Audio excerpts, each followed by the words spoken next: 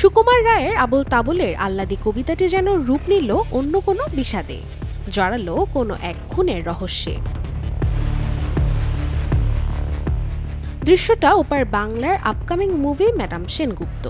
প্রচারের স্বার্থে যে ছবিটির প্রকাশ পেয়েছে টিজার ও একটি গান।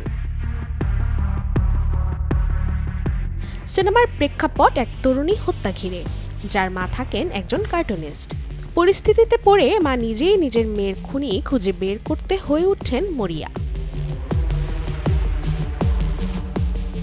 ম্যাডাম সেনগুপ্ত ছবিটি মূলত এক মা ও তার মেয়ের গল্প, যেখানে কার্টুনিস্ট মায়ের চরিত্রে অভিনয় করেছেন ঋতুপর্ণা সেনগুপ্ত।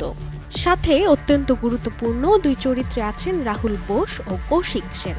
এছাড়া আরও অভিনয় করেছেন অনন্য চট্টোপাধ্যায়, খরাজ মুখোপাধ্যায়, পরাণ বন্দ্যোপাধ্যায়ের মতো তারকারা। জানা গেছে ছবির দৃশ্যপটে নাকি দর্শক পাবে সুকুমার রায়ের কবিতার বিখ্যাত সব চরিত্রগুলোকে।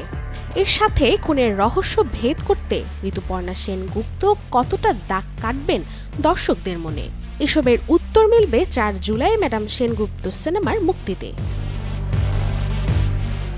Desk report, channel 24।